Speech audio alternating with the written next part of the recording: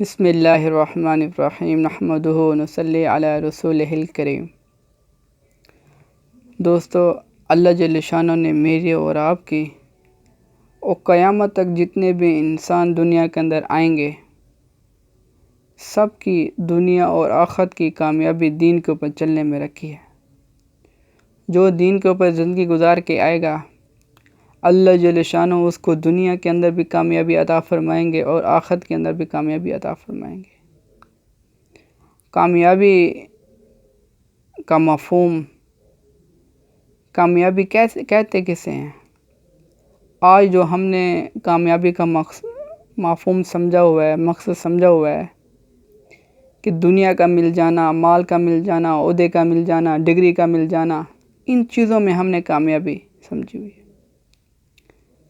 اور ناکامی ہم نے سمجھی ہوئی ہے کہ کسی کے پاس مال نہ ہو، کسی کے پاس دولت نہ ہو، کسی کے پاس شہرت نہ ہو، ہم نے اس کو ناکامی کا معیار سمجھا ہوا ہے۔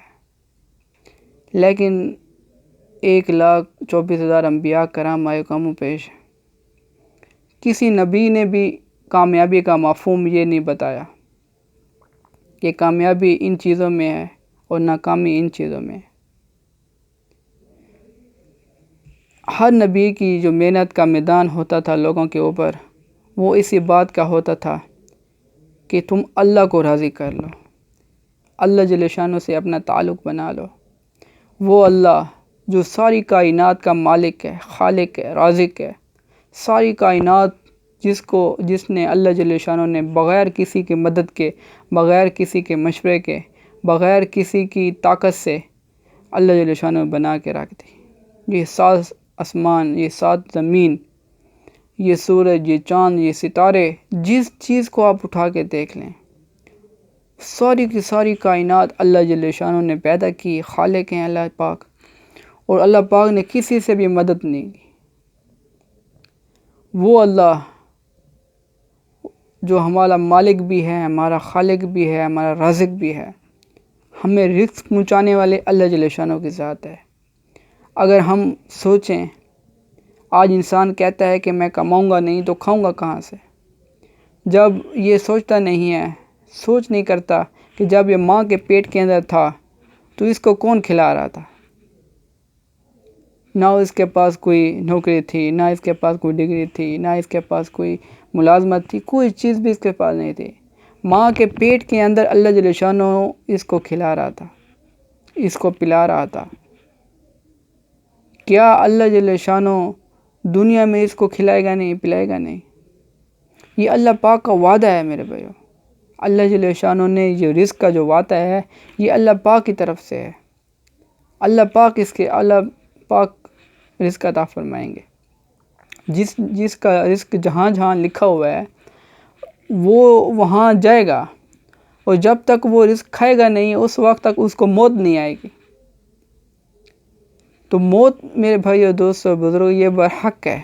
ہر کوئی اللہ کو نہ ماننے والے تو آپ کو ملیں گے، اللہ کی وحدانیت، اللہ کی بڑائی کو نہ ماننے والے تو ملیں گے، لیکن موت کا انکاری آپ کو کوئی بھی نہیں ملے گا، کہ موت کو ہر مذہب والا مانتا ہے کہ موت آنی ہے، موت کا ایک ٹائم مقرر ہے۔ لیکن یہ نہیں سوچتے کہ مر کے پھر ہمارا کیا ہوگا، جب ہم مریں گے اس کے بعد ہمارا کیا ہوگا۔ تو یہ بات میرے بھائی دوستو بزرگوں، یہ بات بتانے کے لیے انبیاء کرام دنیا میں آتے تھے۔ ہر نبی یہی بات بتاتا کہ اے لوگو، یہ دنیا وقتی ہے، فانی ہے، عارضی ہے، ختم ہو جائے گی۔ اصل زندگی جو ہے وہ آخرت کی زندگی ہے، لامحدود زندگی ہے، کبھی ختم نہیں ہوگی، ہمیشہ کی زندگی ہے، ہمیشہ کی کامیابی ہے۔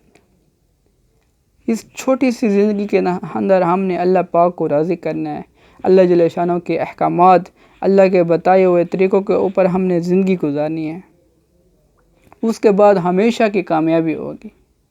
ہاں، تو میرے بھائی دوستوں بزرگوں، ہم بھی آخرت کی تیاری کرنے والے بن جائیں۔ آخرت کے اندر میرے بھائی دوستوں بزرگوں، پھر پتہ چلے گا کہ کون کامیاب ہے اور کون ناکام۔